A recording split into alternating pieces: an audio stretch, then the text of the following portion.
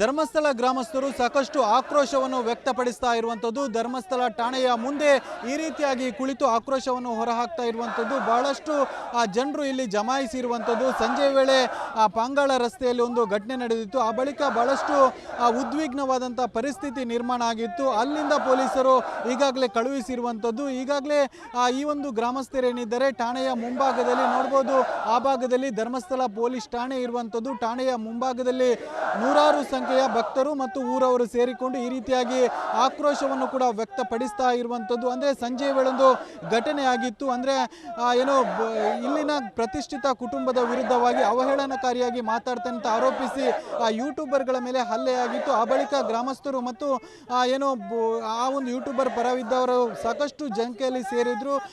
ವಾದ ವಿವಾದ ನಡೆದಿತ್ತು. ಆ ಬಳಿಕ ಊರವರು ಸೇರಿ ಈ ರೀತಿಯಾಗಿ ಪ್ರತಿಭಟನೆ ನಡೆಸ್ತಾ ಇರುವಂಥದ್ದು. ಯಾಕಾಗಿ ಈ ರೀತಿಯಾಗಿ ಆಕ್ರೋಶ ಪ್ರತಿಭಟನೆ ಅಂತ ಕಳೆದ 13 ವರ್ಷಗಳಿಂದ ನಾವು ನೋವನ್ನು ಉಂಡಿದ್ದೇವೆ. ಯಾಕೆ ಅಂತ ಹೇಳಿದ್ರೆ ಯಾವುದೇ ಪ್ರಕರಣ ಇರಬಹುದು, ನ್ಯಾಯಾಲಯದಲ್ಲಿ ಒಂದು ತೀರ್ಪು ಬಂದಿದೆ, ಆ ತೀರ್ಪಿಗೆ ನಾವು ಗೌರವವನ್ನು ಕೊಡಬೇಕಾಗ್ತದೆ. ಅದೇ ರೀತಿಯಾಗಿ ಪೊಲೀಸರು ಕೂಡ ಅವರ ಕರ್ತವ್ಯವನ್ನು ಉತ್ತಮ ರೀತಿಯಲ್ಲಿ ಮಾಡಿದ್ದಾರೆ. ಆದರೆ ಇವತ್ತು ಮಹೇಶ್ ಶೆಟ್ಟಿ ಇರ್ಬೋದು, ಗಿರೀಶ್ ಮಟ್ಟಣ್ಣ ಇರ್ಬೋದು, ಅಥವಾ ಅವರೊಟ್ಟಿಗಿರುವಂತಹ ಜಯಂತ ಇರ್ಬೋದು, ಯಾರೆಲ್ಲ ಇದ್ದಾರೆ ಅವರು 1000 ವರ್ಷ ಇತಿಹಾಸ ಇರುವಂತಹ ಶ್ರೀ ಕ್ಷೇತ್ರ ಧರ್ಮಸ್ಥಳಕ್ಕೆ, ಆ ಧರ್ಮಾಧಿಕಾರಿ ಪೀಠಕ್ಕೆ, ಪೂಜ್ಯ ಹೆಗಡೆಯವರಿಗೆ ಅತ್ಯಂತ ಕೀಳು ಶಬ್ದದಲ್ಲಿ ಅವರು ಇದುವರೆಗೆ ಅವ್ಯಾಚ್ಯವಾಗಿ ಬೈದಿದ್ದಾರೆ.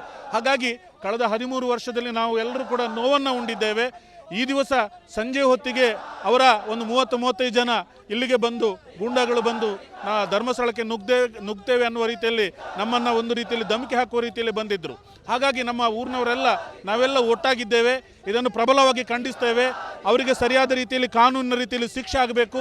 ಕ್ಷೇತ್ರದ ಬಗ್ಗೆ, ಪೂಜ್ಯರ ಬಗ್ಗೆ ಯಾರೆಲ್ಲ ಅವಮಾನಕರವಾಗಿ ಮಾತಾಡಿದ್ದಾರಾ, ಯಾರೆಲ್ಲ ಸೋಷಿಯಲ್ ಮೀಡಿಯಾದಲ್ಲಿ ಮಾತಾಡ್ತಾ ಇದ್ದಾರಾ, ಖಂಡಿತವಾಗಿ ಕೂಡ ನ್ಯಾಯಾಲಯದಲ್ಲಿ ಅವರಿಗೆ ಸರಿಯಾದಂಥ ಶಿಕ್ಷೆ ಆಗಬೇಕು. ಯಾಕೆಂತ ಹೇಳಿದ್ರೆ ಇವತ್ತು ಕ್ಷೇತ್ರ ಅಸಂಖ್ಯಾತ ಮಂದಿಗೆ ಇವತ್ತು ಆಸರೆಯಾಗಿದೆ. ಇವತ್ತು ಕ್ಷೇತ್ರ ಅಂತ ಹೇಳಿದ್ರೆ ರಾಜ್ಯದ, ದೇಶದ ಬೆಳಕಾಗಿದೆ. ಪರಿವರ್ತನೆ ಕೆಲಸವನ್ನು ಇವತ್ತು ಧರ್ಮಾಧಿಕಾರಿಗಳು ಮಾಡಿದ್ದಾರೆ. ಹಾಗಾಗಿ ಇಷ್ಟು ದಿವಸ ನಾವು ಅದನ್ನೆಲ್ಲ ಸಹಿಸಿಕೊಂಡು ಬಂದಿದ್ದೇವೆ. ಇನ್ನು ಮುಂದೆ ಯಾರು ಕೂಡ ನಮ್ಮ ಕ್ಷೇತ್ರ ಬಗ್ಗೆ ಬೆರಳೆತ್ತಿ ತೋರಿಸುವಂಥ ಕೆಲಸ ಮಾಡಬಾರ್ದು.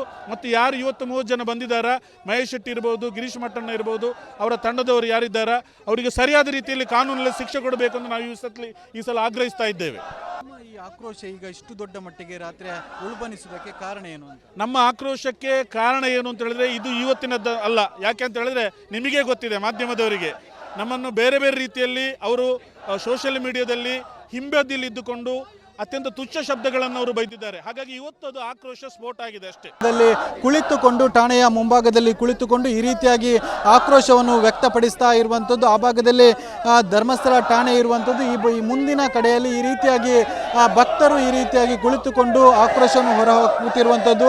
ಸಾಕಷ್ಟು ಮಂದಿ ಊರವರು ಬರ್ತಾ ಇದ್ದಾರೆ, ಬಂದು ಇವರ ಜೊತೆ ಜಾಯಿನ್ ಆಗ್ತಾ ಇರುವಂಥದ್ದು. ನಾವು ಮತ್ತಷ್ಟು ಆಕ್ರೋಶ ಭರ್ತರನ್ನು ಮಾತಾಡಿಸ್ತಾ ಹೋಗೋಣ. ನಿಮ್ಮ ಆಕ್ರೋಶ ಏನು ಅಂತ? ನಮ್ಮ ಆಕ್ರೋಶ ಏನಿಲ್ಲ, ಸರಿಯಾದ ರೀತಿಯಲ್ಲಿ ತನಿಖೆ ಮಾಡಿ ಇದಕ್ಕೊಂದು ಸರಿಯಾದ ಅಂತ್ಯ ಹಾಡಬೇಕು. ನೇರವಾಗಿ ಗೃಹ ಸಚಿವರೇ ಇದನ್ನು ಗಮನ ಕೊಟ್ಟು ಅರ್ಥ ಮಾಡಿಕೊಳ್ಬೇಕು. ನಮ್ಮ ಸಮಾಧಾನ ಮಿತಿ ಮೀರ್ತಾ ಇದೆ. ನಾವು ಬಹಳಷ್ಟು ಸಮಾಧಾನಗೊಂಡೆವು. ನಮ್ಮ ಪೂಜ್ಯರು ಅವಹೇಳನಕಾರಿ ಶಬ್ದವನ್ನು ಹೇಳುವುದು ನಾವು ತಾಳ್ಮೆಯಲ್ಲಿದ್ದೇವೆ, ಅವರು ತಾಳ್ಮೆಯಲ್ಲಿದ್ದಾರೆ. ಇನ್ನೂ ನಾವು ಸಹಿಸಲಿಕ್ಕೆ ಸಾಧ್ಯ ಇಲ್ಲ. ನಾವು ಅದನ್ನು ಕೇಳ್ತೇವೆ. ನಮ್ಮಲ್ಲಿ ಬೇಕಾದಷ್ಟು ವಯಸ್ಕರೇ ಇದ್ದಾರೆ, ಇದನ್ನು ಕೇಳಲಿಕ್ಕೆ ಏನಿಲ್ಲ ಅಂತಲ್ಲ. ಆದುದರಿಂದ ಕೂಡಲೇ ಇದಕ್ಕೆ ಈ ರೀತಿಯ ಅವಹೇಳನಕಾರಿ ಶಬ್ದ ಹೇಳುವವರಿಗೆ ಮತ್ತು ಅಲ್ಲದೆ ಇದನ್ನು ಮೇಲ್ಮಟ್ಟಕ್ಕೆ ಕೊಂಡೋಗಲಿಕ್ಕೆ ಏನೆಲ್ಲ ಪ್ರಚಾರ ಮಾಡಿದಂಥ ಯಾರೆಲ್ಲ ಇದ್ದಾರೋ ಅವರನ್ನೆಲ್ಲ ಕೂಡಲೇ ಬಂಧಿಸಿ ಅವರಿಗೆ ಕಾನೂನು ಕ್ರಮ ಕೈಗೊಳ್ಳಬೇಕು. ಅದು ಪೊಲೀಸರವ್ರು ಮಾಡಬೇಕು. ಮಾಡದಿದ್ದರೆ ಮುಂದೆ ತೊಂದರೆ ಆಗ್ತದೆ. ಆದುದರಿಂದ ನೇರವಾಗಿ ಗೃಹ ಸಚಿವರಿಗೆ ಹೇಳ್ತಾ ಇದ್ದೀನಿ. ಯಾಕಂದರೆ ಇದನ್ನು ಅವ್ರಿಗೆ ಮನಗಂಡು ಸರಿಪಡಿಸಬೇಕು. ಇದು 2012ನೇ ಇಸವಿಯ ಒಂದು ವಿಷಯಕ್ಕೆ 13ನೇ ಇಸವಿಯಲ್ಲಿ ಕತೆ ಕಟ್ಟಿದರು. ಅದಕ್ಕೆ ತಿಳುವಳಿಕೆಯನ್ನು ಪೂಜ್ಯರು ಹೇಳಿದ್ದಾರೆ.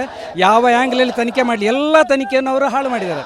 ಇನ್ನೊಬ್ಬ ಹೇಳ್ತಾನೆ, ಮುಟ್ಟಾಳ ಸಾಕ್ಷಿ ಇದೆ, ನನ್ನ ಕೈಯಲ್ಲಿ ಸಾಕ್ಷಿ ಇದೆ, ಕಿಸೆಯಲ್ಲಿದೆ, ಜೇಬಲ್ಲಿದೆ, ಲಾಸ್ಟಿಗೆ ಇನ್ನು ಕೋಮಣದಲ್ಲಿದೆ ಅನ್ನೋದು ಹೇಳುವಂಥ ಜನವನು. ಆದುದರಿಂದ ಕಾನೂನು ಪ್ರಕಾರ ಬೇಗ ಇದನ್ನು ಕ್ರಮ ಕೈಗೊಂಡು ಇದಕ್ಕೆ ಬೇಗ ಇದು ಮಾಡಬೇಕು. ಅವರನ್ನೆಲ್ಲರನ್ನೂ ಬಂಧಿಸಬೇಕು. SP ಮತ್ತು ಜಿಲ್ಲಾಧಿಕಾರಿ ಬರಬೇಕು ಅನ್ನುವಂಥ ಆಗ್ರಹ ಕೇಳಿ ಬರ್ತಾ ಇದೆ. ಯಾಕಾಗಿ ಅಂತ? ಯಾಕಂತ ಹೇಳಿದರೆ ಈ ರೀತಿ ನಮ್ಮ ಈ ಸಮಾಧಾನದಲ್ಲಿ ನಾವು ಇರುವವರನ್ನು ಅವರು ಕೆಳಿಸ್ತಾ ಇರೋದು. ಮತ್ತು ಕೆಲವು ಲಾಟು ಬೋಟ್ ಚಾನಲ್ಗರು, ಲಾಟು ಬೋಟ್ ಯೂಟ್ಯೂಬರ್ಸ್ ಎಲ್ಲ ಅಲ್ಲ. ಈ ಲಾಟು ಬೋಟ್ ಅನ್ನೋದು ಎಲ್ಲವಾಗುವುದಿಲ್ಲ. ನಾನು ಎಲ್ಲರಿಗೆ ಹೇಳೋದಲ್ಲ, ಅಂಥ ಯೂಟ್ಯೂಬ್ಗಳು ಏನೇನೋ ಬಿತ್ತರಿಸುವುದು. ಸುಮ್ಮನೆ ಇಲ್ಲದ್ರೆ 9 ಸಿಕ್ತು 15 ಸಿಕ್ತು ಅದು ಸಿಕ್ತು ಇದು ಸಿಕ್ತು ಅದರೊಳಗೆ ಸಿಕ್ಕುವುದು ಏನೂ ಇಲ್ಲ. ಅದನ್ನೆಲ್ಲ ಹೀಗೆಲ್ಲ ಮಾಡಿ ಪ್ರಚಾರ ಮಾಡಿ ಜನಗಳ ಮನಸ್ಸಿಗೆ ತಪ್ಪು ಭಾವನೆಯನ್ನು ಭರಿಸುವಂಥ ಅಂಥ ಮೂರ್ಖರ ವಿರುದ್ಧ ನಮ್ಮ ಸ್ಟ್ರೈಕ್ ಅಥವಾ ಧರ್ಮಸ್ಥಳ ಗ್ರಾಮಸ್ಥರು ಸಾಕಷ್ಟು ಆಕ್ರೋಶವನ್ನು ವ್ಯಕ್ತಪಡಿಸ್ತಾ ಇರುವಂಥದ್ದು. ಧರ್ಮಸ್ಥಳ ಠಾಣೆಯ ಮುಂದೆ ಈ ರೀತಿಯಾಗಿ ಕುಳಿತು ಆಕ್ರೋಶವನ್ನು ಹೊರಹಾಕ್ತಾ ಇರುವಂಥದ್ದು. ಬಹಳಷ್ಟು ಜನರು ಇಲ್ಲಿ ಜಮಾಯಿಸಿರುವಂಥದ್ದು. ಸಂಜೆ ವೇಳೆ ಪಾಂಗಾಳ ರಸ್ತೆಯಲ್ಲಿ ಒಂದು ಘಟನೆ ನಡೆದಿತ್ತು. ಆ ಬಳಿಕ ಬಹಳಷ್ಟು ಉದ್ವಿಗ್ನವಾದಂಥ ಪರಿಸ್ಥಿತಿ ನಿರ್ಮಾಣ ಆಗಿತ್ತು. ಅಲ್ಲಿಂದ ಪೊಲೀಸರು ಈಗಾಗಲೇ ಕಳುಹಿಸಿರುವಂಥದ್ದು. ಈಗಾಗಲೇ ಈ ಒಂದು ಗ್ರಾಮಸ್ಥರೇನಿದ್ದಾರೆ ಠಾಣೆಯ ಮುಂಭಾಗದಲ್ಲಿ ನೋಡ್ಬೋದು, ಆ ಭಾಗದಲ್ಲಿ ಧರ್ಮಸ್ಥಳ ಪೊಲೀಸ್ ಠಾಣೆ ಇರುವಂಥದ್ದು. ಠಾಣೆಯ ಮುಂಭಾಗದಲ್ಲಿ ನೂರಾರು ಸಂಖ್ಯೆಯ ಭಕ್ತರು ಮತ್ತು ಊರವರು ಸೇರಿಕೊಂಡು ಈ ರೀತಿಯಾಗಿ ಆಕ್ರೋಶವನ್ನು ಕೂಡ ವ್ಯಕ್ತಪಡಿಸ್ತಾ ಇರುವಂಥದ್ದು. ಅಂದರೆ ಸಂಜೆ ವೇಳೊಂದು ಘಟನೆ ಆಗಿತ್ತು. ಅಂದರೆ ಇಲ್ಲಿನ ಪ್ರತಿಷ್ಠಿತ ಕುಟುಂಬದ ವಿರುದ್ಧವಾಗಿ ಅವಹೇಳನಕಾರಿಯಾಗಿ ಮಾತಾಡ್ತಾನೆ ಅಂತ ಆರೋಪಿಸಿ ಯೂಟ್ಯೂಬರ್ಗಳ ಮೇಲೆ ಹಲ್ಲೆ ಆಗಿತ್ತು. ಆ ಬಳಿಕ ಗ್ರಾಮಸ್ಥರು ಮತ್ತು ಆ ಒಂದು ಯೂಟ್ಯೂಬರ್ ಪರವಿದ್ದವರು ಸಾಕಷ್ಟು ಸಂಖ್ಯೆಯಲ್ಲಿ ಸೇರಿದ್ರು. ವಾದ ವಿವಾದ ನಡೆದಿತ್ತು. ಆ ಬಳಿಕ ಊರವರು ಸೇರಿ ಈ ರೀತಿಯಾಗಿ ಪ್ರತಿಭಟನೆ ನಡೆಸ್ತಾ ಇರುವಂಥದ್ದು. ಯಾಕಾಗಿ ಈ ರೀತಿಯಾಗಿ ಆಕ್ರೋಶ ಪ್ರತಿಭಟನೆ ಅಂತ? ಕಳೆದ 13 ವರ್ಷಗಳಿಂದ ನಾವು ನೋವನ್ನು ಉಂಡಿದ್ದೇವೆ. ಯಾಕೆ ಅಂತ ಹೇಳಿದ್ರೆ ಯಾವುದೇ ಪ್ರಕರಣ ಇರಬಹುದು, ನ್ಯಾಯಾಲಯದಲ್ಲಿ ಒಂದು ತೀರ್ಪು ಬಂದಿದೆ, ಆ ತೀರ್ಪಿಗೆ ನಾವು ಗೌರವವನ್ನು ಕೊಡಬೇಕಾಗ್ತದೆ. ಅದೇ ರೀತಿಯಾಗಿ ಪೊಲೀಸರು ಕೂಡ ಅವರ ಕರ್ತವ್ಯವನ್ನು ಉತ್ತಮ ರೀತಿಯಲ್ಲಿ ಮಾಡಿದ್ದಾರೆ. ಆದರೆ ಇವತ್ತು ಮಹೇಶ್ ಶೆಟ್ಟಿ ಇರ್ಬೋದು, ಗಿರೀಶ್ ಮಟ್ಟಣ್ಣ ಇರ್ಬೋದು, ಅಥವಾ ಅವರೊಟ್ಟಿಗಿರುವಂತಹ ಜಯಂತ ಇರ್ಬೋದು, ಯಾರೆಲ್ಲ ಇದ್ದಾರೆ ಅವರು 1000 ವರ್ಷ ಇತಿಹಾಸ ಇರುವಂತಹ ಶ್ರೀ ಕ್ಷೇತ್ರ ಧರ್ಮಸ್ಥಳಕ್ಕೆ, ಆ ಧರ್ಮಾಧಿಕಾರಿ ಪೀಠಕ್ಕೆ, ಪೂಜ್ಯ ಹೆಗಡೆಯವರಿಗೆ ಅತ್ಯಂತ ಕೀಳು ಶಬ್ದದಲ್ಲಿ ಅವರು ಇದುವರೆಗೆ ಅವ್ಯಾಚ್ಯವಾಗಿ ಬೈದಿದ್ದಾರೆ. ಹಾಗಾಗಿ ಕಳೆದ 13 ವರ್ಷದಲ್ಲಿ ನಾವು ಎಲ್ಲರೂ ಕೂಡ ನೋವನ್ನು ಉಂಡಿದ್ದೇವೆ. ಈ ದಿವಸ ಸಂಜೆ ಹೊತ್ತಿಗೆ ಅವರ ಒಂದು 30-35 ಜನ ಇಲ್ಲಿಗೆ ಬಂದು, ಗೂಂಡಾಗಳು ಬಂದು ಧರ್ಮಸ್ಥಳಕ್ಕೆ ನುಗ್ತೇವೆ ಅನ್ನುವ ರೀತಿಯಲ್ಲಿ ನಮ್ಮನ್ನು ಒಂದು ರೀತಿಯಲ್ಲಿ ಧಮಕಿ ಹಾಕುವ ರೀತಿಯಲ್ಲಿ ಬಂದಿದ್ದರು. ಹಾಗಾಗಿ ನಮ್ಮ ಊರಿನವರೆಲ್ಲ ನಾವೆಲ್ಲ ಒಟ್ಟಾಗಿದ್ದೇವೆ. ಇದನ್ನು ಪ್ರಬಲವಾಗಿ ಖಂಡಿಸ್ತೇವೆ. ಅವರಿಗೆ ಸರಿಯಾದ ರೀತಿಯಲ್ಲಿ ಕಾನೂನಿನ ರೀತಿಯಲ್ಲಿ ಶಿಕ್ಷೆ ಆಗಬೇಕು. ಕ್ಷೇತ್ರದ ಬಗ್ಗೆ, ಪೂಜ್ಯರ ಬಗ್ಗೆ ಯಾರೆಲ್ಲ ಅವಮಾನಕರವಾಗಿ ಮಾತಾಡಿದ್ದಾರಾ, ಯಾರೆಲ್ಲ ಸೋಷಿಯಲ್ ಮೀಡಿಯಾದಲ್ಲಿ ಮಾತಾಡ್ತಾ ಇದ್ದಾರಾ, ಖಂಡಿತವಾಗಿ ಕೂಡ ನ್ಯಾಯಾಲಯದಲ್ಲಿ ಅವರಿಗೆ ಸರಿಯಾದಂಥ ಶಿಕ್ಷೆ ಆಗಬೇಕು. ಯಾಕೆಂತ ಹೇಳಿದ್ರೆ ಇವತ್ತು ಕ್ಷೇತ್ರ ಅಸಂಖ್ಯಾತ ಮಂದಿಗೆ ಇವತ್ತು ಆಸರೆಯಾಗಿದೆ. ಇವತ್ತು ಕ್ಷೇತ್ರ ಅಂತ ಹೇಳಿದ್ರೆ ರಾಜ್ಯದ, ದೇಶದ ಬೆಳಕಾಗಿದೆ. ಪರಿವರ್ತನೆ ಕೆಲಸವನ್ನು ಇವತ್ತು ಧರ್ಮಾಧಿಕಾರಿಗಳು ಮಾಡಿದ್ದಾರೆ. ಹಾಗಾಗಿ ಇಷ್ಟು ದಿವಸ ನಾವು ಅದನ್ನೆಲ್ಲ ಸಹಿಸಿಕೊಂಡು ಬಂದಿದ್ದೇವೆ. ಇನ್ನು ಮುಂದೆ ಯಾರು ಕೂಡ ನಮ್ಮ ಕ್ಷೇತ್ರ ಬಗ್ಗೆ ಬೆರಳೆತ್ತಿ ತೋರಿಸುವಂಥ ಕೆಲಸ ಮಾಡಬಾರ್ದು. ಮತ್ತು ಯಾರು ಇವತ್ತು 30 ಜನ ಬಂದಿದ್ದಾರಾ, ಮಹೇಶ್ ಶೆಟ್ಟಿ ಇರ್ಬೋದು, ಗಿರೀಶ್ ಮಟ್ಟಣ್ಣ ಇರ್ಬೋದು, ಅವರ ತಂಡದವರು ಯಾರಿದ್ದಾರಾ ಅವರಿಗೆ ಸರಿಯಾದ ರೀತಿಯಲ್ಲಿ ಕಾನೂನಲ್ಲಿ ಶಿಕ್ಷೆ ಕೊಡಬೇಕು ಅಂತ ನಾವು ಈ ಸಲ ಆಗ್ರಹಿಸ್ತಾ ಇದ್ದೇವೆ. ಈ ಆಕ್ರೋಶ ಈಗ ಇಷ್ಟು ದೊಡ್ಡ ಮಟ್ಟಿಗೆ ರಾತ್ರಿ ಉಲ್ಬಣಿಸುವುದಕ್ಕೆ ಕಾರಣ ಏನು ಅಂತ? ನಮ್ಮ ಆಕ್ರೋಶಕ್ಕೆ ಕಾರಣ ಏನು ಅಂತ ಹೇಳಿದ್ರೆ ಇದು ಇವತ್ತಿನದ್ದು ಅಲ್ಲ. ಯಾಕೆ ಅಂತ ಹೇಳಿದ್ರೆ ನಿಮಗೆ ಗೊತ್ತಿದೆ, ಮಾಧ್ಯಮದವರಿಗೆ ನಮ್ಮನ್ನು ಬೇರೆ ಬೇರೆ ರೀತಿಯಲ್ಲಿ ಅವರು ಸೋಷಿಯಲ್ ಮೀಡಿಯಾದಲ್ಲಿ ಹಿಂಬದಿಯಲ್ಲಿ ಇದ್ದುಕೊಂಡು ಅತ್ಯಂತ ತುಚ್ಛ ಶಬ್ದಗಳನ್ನು ಅವರು ಬೈದಿದ್ದಾರೆ. ಹಾಗಾಗಿ ಇವತ್ತು ಅದು ಆಕ್ರೋಶ ಸ್ಫೋಟ ಆಗಿದೆ ಅಷ್ಟೇ. ಕುಳಿತುಕೊಂಡು ಠಾಣೆಯ ಮುಂಭಾಗದಲ್ಲಿ ಕುಳಿತುಕೊಂಡು ಈ ರೀತಿಯಾಗಿ ಆಕ್ರೋಶವನ್ನು ವ್ಯಕ್ತಪಡಿಸ್ತಾ ಇರುವಂಥದ್ದು. ಆ ಭಾಗದಲ್ಲಿ ಧರ್ಮಸ್ಥಳ ಠಾಣೆ ಇರುವಂಥದ್ದು. ಈ ಮುಂದಿನ ಕಡೆಯಲ್ಲಿ ಈ ರೀತಿಯಾಗಿ ಭಕ್ತರು ಈ ರೀತಿಯಾಗಿ ಕುಳಿತುಕೊಂಡು ಆಕ್ರೋಶವನ್ನು ಹೊರಹಾಕುತ್ತಿರುವಂಥದ್ದು. ಸಾಕಷ್ಟು ಮಂದಿ ಊರವರು ಬರ್ತಾ ಇದ್ದಾರೆ, ಬಂದು ಇವರ ಜೊತೆ ಜಾಯಿನ್ ಆಗ್ತಾ ಇರುವಂಥದ್ದು. ನಾವು ಮತ್ತಷ್ಟು ಆಕ್ರೋಶ ಭರ್ತರನ್ನು ಮಾತಾಡಿಸ್ತಾ ಹೋಗೋಣ. ನಿಮ್ಮ ಆಕ್ರೋಶ ಏನು ಅಂತ? ನಮ್ಮ ಆಕ್ರೋಶ ಏನಿಲ್ಲ,